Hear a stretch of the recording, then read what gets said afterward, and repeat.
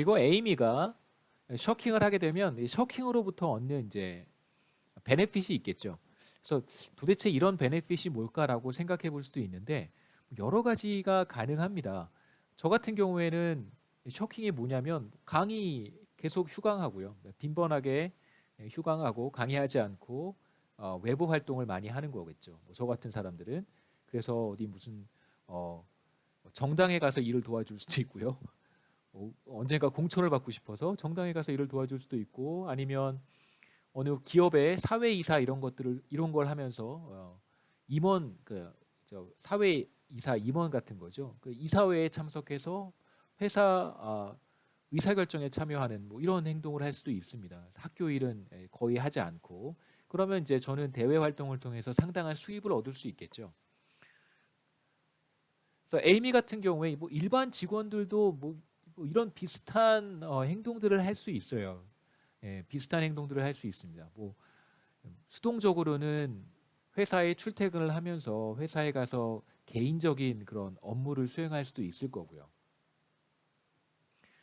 자, 에이미 같은 경우에는 셔킹을 하게 되면 50의 베네핏을 얻게 됩니다. 이건 셔킹으로부터 받는 직접적인 편익이라고 할 수 있겠죠. 그래서 뭐 편의상 50이라고 쓰면 뭐 5만 달러라고 생각하시면 되겠습니다.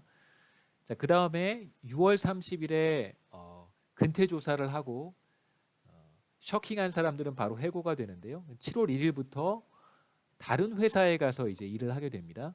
다른 회사에 가서 받게 되는 급여를 제가 WT 스타라고 표현을 했습니다. 그래서 에이미가 해고가 되면 에이미는 이것도 일종의 가정인데요. 에이미는 이제 다른 회사에 가서 남은 기간, 남은 T 시점까지 바로 그 회사에 가서 넷픽스가 아닌 다른 회사에 가서 이제 일을 한다. 급여는 W 스타다 이렇게 가정을 하겠습니다. 그래서 에이미의 의사결정 문제는 뭐냐면 매 시점마다 문제가 조금 복잡해요. 매 시점마다 결정을 해야 됩니다. 워킹을 할지 셔킹을 할지 결정을 해야 되는데 에이미의 의사결정은 뭐냐면 셔킹을 했을 때 앞으로 지금 당장 올해 받게 되는 급여와 뭐 등등등 그런 편익 그 다음에 이제 다음 해부터 다른 회사로 옮겨야 되잖아요. 만약에 올해 내가 셔킹을 하게 되면 반드시 올해 중간에 적발되기 때문에 올해 7월 1일부터는 회사로 옮겨야 됩니다. 그러면 다른 회사에서 조금 더 낮은 급여를 받고 W스타는 사실 지금 넷픽스에서 받는 급여보다 낮은 수준이 되겠죠. 낮은 급여를 받고 계속해서 일을 할 것인지 아니면 지금 워킹을 할 것인지 일을 할 것인지를 결정을 해야 되는데 그 의사결정은 매 시점 1기부터 T기까지 매 시점 그런 의사결정을 이제 해야 되겠죠. 멀티 피어리어드 모형이기 때문에. 그래서 먼저 셔킹을 하는 경우에 어떤 일이 벌어지는지 한번 생각해 보겠습니다. 자, 현재 시점을 T라고 한번 생각해 보시고요. 자, T 시점이 됐습니다. 예를 들면 2020년이에요. 1월 1일, 2020년 1월 1일에 에이미는 일을 할 건지 셔크를 할 건지 둘 중에 하나를 선택해야 됩니다. 자, 만일 셔킹을 한다고 하면 어떤 일이 벌어질지를 생각해 보죠. 자, T 시점 초에 만약에 에이미가 셔킹을 한다면 2020년에 B만큼의 편익을 얻게 됩니다. 이것은 셔킹으로부터 얻는 직접적인 편익이고요. 그 다음에 6개월치 급여를 넷픽스에서 받을 수 있어요. 그래서 두 번째 텀은 6개월간 넷픽스에서 받는 급여고요. 그 다음에 이제 7월 1일에 쫓겨날 테니까 해고되면 2020년 나머지 6개월 다른 회사에서 받는 급여의 절반이겠죠. W 스타는 연봉이라고 생각하시면 돼요. W도 연봉이고요. 연봉의 절반을 받는 거고 다른 회사에 가서 일을 해야 될 테니까요. 그 회사에 가서 또 연봉의 절반을 받게 됩니다. 자, 그러면 여기까지가 올해 2020년 에이미가 얻게 되는 일종의 소득이고요. 여기서 이제 에이미는 소득으로부터 효용을 얻는다고 우리가 가정을 하는 거예요. 다음 해가 되면 여전히 이제 다른 회사, 넷픽스가 아닌 다른 회사에서 일을 해야 되니까 T 플러스 1기에 연봉을 받게 되고 그 다음에 T 플러스 2기에 마찬가지로 W 스타의 T 플러스 2를 받겠죠. 자, 이런 식으로 계속 가서 마지막 시점에 W 스타의 T 마지막 시점에서의 이제 연봉을 받게 됩니다. 이게 바로 에이미가 t 시점 스몰 t에 셔킹을 하는 경우 얻게 되는 소득의 총합이 되겠죠. 사실은 우리가 미래를 디스카운트하게 되면 소득의 현재 가치라고 이제 보통 할인된 현재 가치라고 부르는데, 물론 제가 여기 현재 가치라고 썼습니다만 우리가 미래를 디스카운트하지 않기 때문에 소득의 총합이라고 해도 괜찮습니다. 셔킹을 할 경우 소득의 총합이 되겠죠. t 시점에 스몰 t 시점에 셔킹을 할 경우 소득의 총합입니다.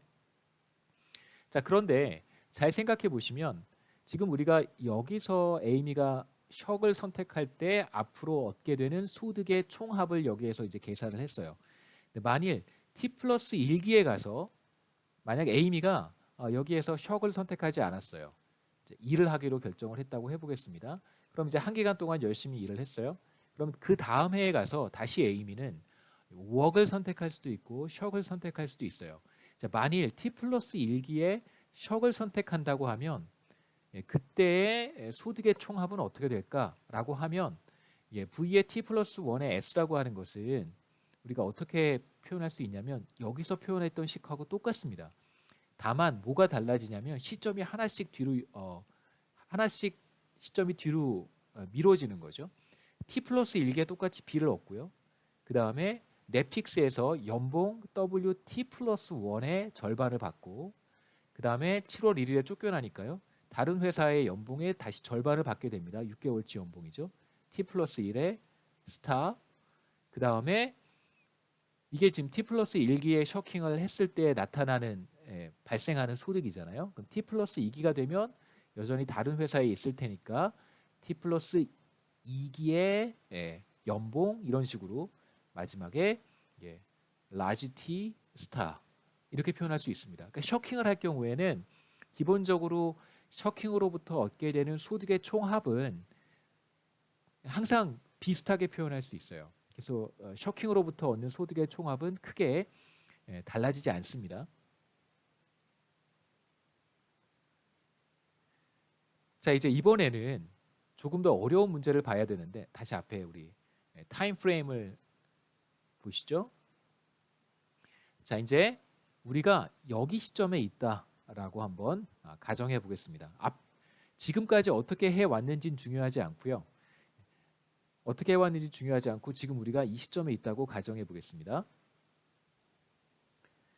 마지막 시점에서 일하는 것을 선택할 수도 있고 셔킹을 선택할 수도 있는데, 셔킹을 선택할 때 문제는 우리가 셔킹을 선택했을 때 얻게 되는 소득의 총합은 비교적 쉽게 표현할 수 있습니다. 여기에서는 이제 work을 선택할 때 일하기로 결정했을 때 소득의 총합이 어떻게 표현되는지 한번 보겠습니다. 마지막 시점 멀티 피어리어드 모형에서는 다기간 모형에서는 경제학에서 보통 마지막 시점부터 문제를 풀면 우리가 쉽게 쉽지는 않죠. 마지막 시점부터 문제를 풀면 비교적 쉽게 답을 얻을 수 있습니다. 게임 이론 같은 데서도 백워드 인덕션이라고 하는 표현을 많이 쓰는데요. 마지막 시점까지 가서 이제 거꾸로 의사결정을 거슬러 올라오는 방식으로 문제를 해결하면 문제를 비교적 쉽게 해결할 수 있습니다. 물론 모든 문제가 다 풀리는 건 아니죠. 자, 마지막 시점에서 만일 일하기로 선택한다면 넷픽스에서 웨이지 WT만큼을 받을 수 있고요. 자, 마지막 시점에서 셔킹을 한다면 당연히 직접적인 편익 B를 받고, 그 다음에 넷픽스의 급여 6개월치 절반이겠죠. 연봉의 절반을 받습니다. 그 다음에 7월 1일부터는 다른 회사에 가서 일을 해야 되니까 그 회사로부터 받는 연봉 W스타의 절반을 받게 되겠죠. 이게 이제 마지막 시점에서의 일을 할 때 소득의 총합이고요. 그 다음에 셔킹을 할 때 소득의 총합이라고 할 수 있습니다. 그러면 에이미는 어떤 의사결정을 하게 되냐면 마지막 시점에서요. 마지막 시점에서 이 값이 더 크면 일을 하는 걸 선택하고요. 이 값이 더 크면 셔킹을 선택하겠죠. 그래서 이 둘 중에 큰 값을 주는 선택을 하게 됩니다.